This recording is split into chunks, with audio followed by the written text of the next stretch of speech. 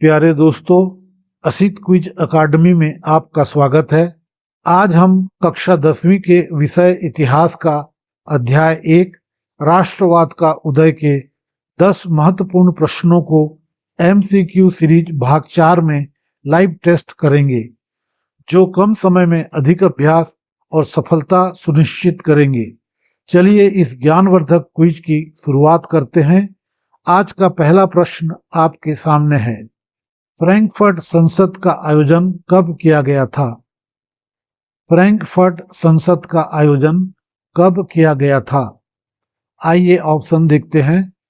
Option A 18 मई 1848, option B 15 अगस्त 1848, option C 10 जनवरी 1850 एंड ऑप्शन डी 26 मार्च 1871। Now correct answer is option A 18 मई 1848। फ्रैंकफर्ट संसद का आयोजन 18 मई 1848 से 31 मई 1849 तक जर्मनी के फ्रैंकफर्ट शहर के सेंट पॉल चर्च में किया गया था। जर्मन राष्ट्रीय सभा के रूप में जाने जाने वाली यह संसद जर्मनी के एकीकरण और एक लोकतांत्रिक संविधान के निर्माण के लिए बुलाई गई थी। नेक्स्ट क्वेश्चन, फ्रैंकफर्ट संसद में कितने निर्वाचित प्रतिनिधियों ने भाग लिया था? फ्रैंकफर्ट संसद में कितने निर्वाचित प्रतिनिधियों ने भाग लिया था? आइए ऑप्शन देखते हैं। Option A 500, option B 650, option C 831 and option D 1000। Now correct answer is option C 831।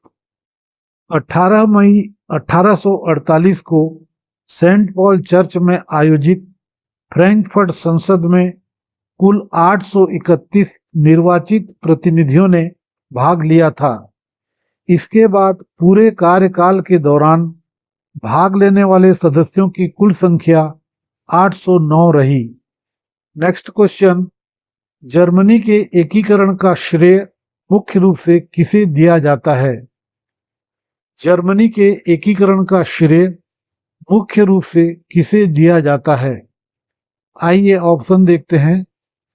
Option A Otto von Bismarck, option B William प्रथम, option C Adolf Hitler and option D Metternich.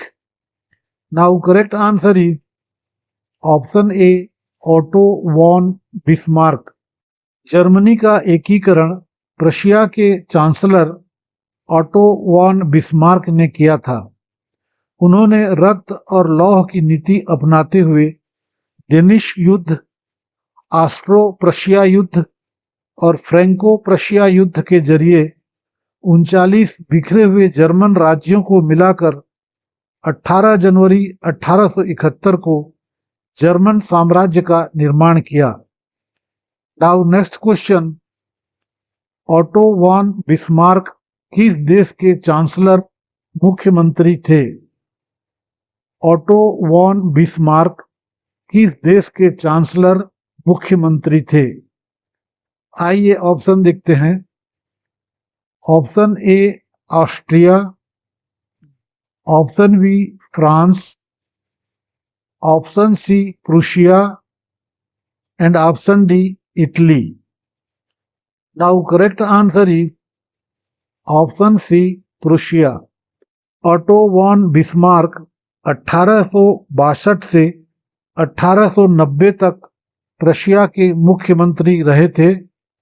इस दौरान उन्होंने विदेश मंत्री का पद भी संभाला और 1871 में जर्मन साम्राज्य के गठन के बाद वे इसके पहले चांसलर प्रधानमंत्री भी बने। नाउ नेक्स्ट क्वेश्चन, बिस्मार्क ने जर्मनी के एकीकरण के लिए किस नीति का पालन किया? बिस्मार्क ने जर्मनी के एकीकरण के लिए किस नीति का पालन किया? आइए ऑप्शन देखते हैं। ऑप्शन ए शांति और समझौता, ऑप्शन बी रक्त और लौह की नीति, ऑप्शन सी असहयोग की नीति एंड ऑप्शन डी तुष्टीकरण की नीति। Now correct answer is option B रक्त और लौह की नीति। बिस्मार्क ने जर्मनी के एकीकरण के लिए रक्त और लौह की नीति का पालन किया। इसका अर्थ था कि उन्होंने जर्मन राज्यों को एकजुट करने और प्रशिया के नेतृत्व में एक शक्तिशाली साम्राज्य स्थापित करने के लिए कूटनीति के साथ साथ कठोर सैन्य शक्ति और युद्धों का सहारा लिया। दोस्तों, हमारा लक्ष्य है कि आपको सरल भाषा में प्रामाणिक, त्रुटि रहित और परीक्षा में संभावित प्रश्नोत्तर एक ही स्थान पर मिलें, जिससे आप कम समय में ज्यादा अभ्यास कर सकें। हम सामग्री को आसानी से समझने और याद रखने योग्य बनाने पर ध्यान केंद्रित करते हैं। बोर्ड परीक्षा की बेहतर और प्रभावी तैयारी के लिए असित क्विज अकादमी को सब्सक्राइब करें, क्योंकि यह आपको महत्वपूर्ण प्रश्नों के माध्यम से उत्कृष्ट परिणाम प्राप्त करने में मदद करता है। क्विज में अंत तक बने रहिए, आगे और भी महत्वपूर्ण प्रश्न आने वाले हैं। आइए अगले महत्वपूर्ण सवाल की ओर चलते हैं। नाउ नेक्स्ट क्वेश्चन, एकीकृत जर्मनी का पहला सम्राट किसे घोषित किया गया? एकीकृत जर्मनी का पहला सम्राट किसे घोषित किया गया? आइए ऑप्शन देखते हैं। ऑप्शन ए फ्रेडरिक विलियम चतुर्थ, ऑप्शन बी कैसर विलियम प्रथम, ऑप्शन सी कैसर विलियम द्वितीय एंड ऑप्शन डी नेपोलियन तृतीय। Now correct answer is option B Kaiser William प्रथम।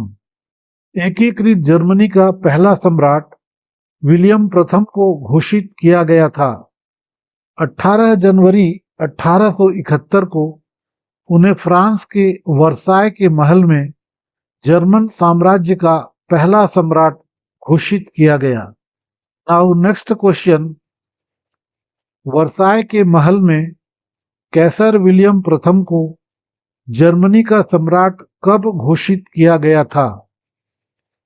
वर्साय के महल में कैसर विलियम प्रथम को जर्मनी का सम्राट कब घोषित किया गया था?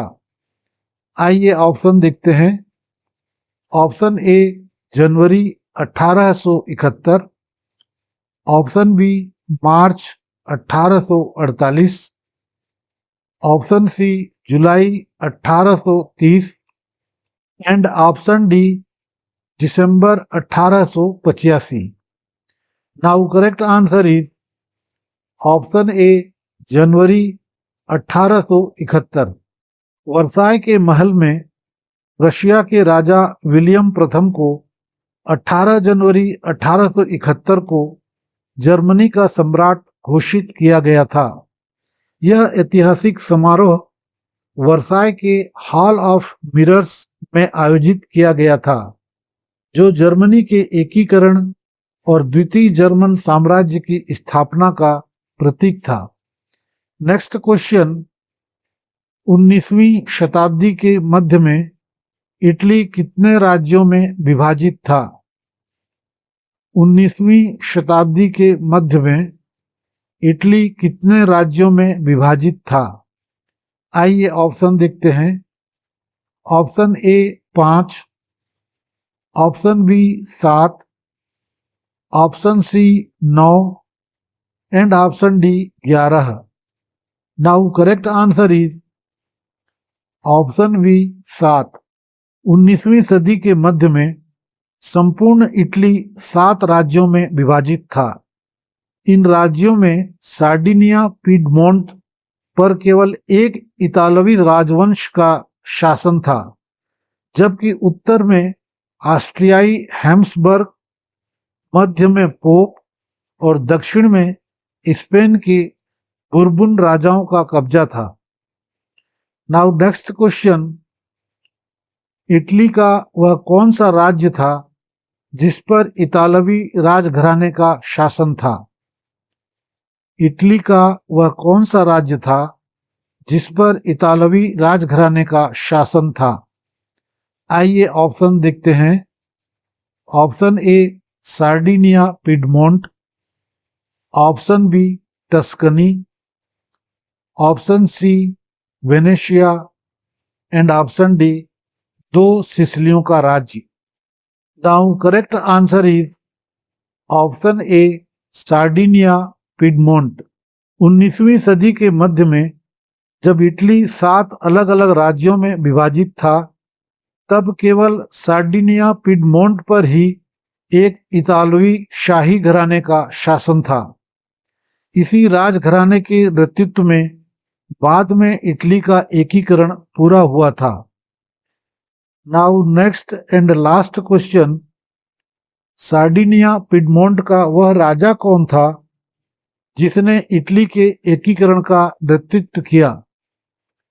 सार्डिनिया पिडमोंट का वह राजा कौन था जिसने इटली के एकीकरण का नेतृत्व किया? आइए ऑप्शन देखते हैं। ऑप्शन ए विक्टर इमैनुएल द्वितीय, option B Count Cavour, option C Giuseppe Garibaldi and option D Pope Pius नवम। Now correct answer is option A Victor Emmanuel द्वितीय। सार्डिनिया पिडमोंट का राजा विक्टर इमैनुएल द्वितीय था जिसने इटली के एकीकरण का नेतृत्व किया था। उनके प्रधानमंत्री कावूर ने कूटनीतिक रूप से एकीकरण की योजना बनाई और 17 मार्च 1861 को विक्टर इमैनुएल को एकीकृत इटली का पहला राजा घोषित किया गया। दोस्तों, जो आज पढ़ रहा है वही कल आगे बढ़ेगा। खुद पर भरोसा रखिए, आप कर सकते हैं। रुकिए मत, लगातार अभ्यास ही सफलता की कुंजी है। इस सीरीज का अगला भाग 5 जल्द ही आने वाला है, जिसमें बहुत मेहनत से तैयार किए गए महत्वपूर्ण प्रश्नों का समावेश है। यह भाग पिछले भागों की तरह ही उपयोगी और ज्ञानवर्धक होने वाला है। जरूर देखिए और अपनी तैयारी को और मजबूत बनाइए। आपने कितने सवाल सही किए कमेंट में लिखिए। कम समय में अधिक अभ्यास और सफलता के लिए चैनल असित क्विज अकादमी को सब्सक्राइब कीजिए। वीडियो पसंद आए तो लाइक जरूर करें और दोस्तों के साथ शेयर करना न भूलें। शुक्रिया दोस्तों। जय हिंद।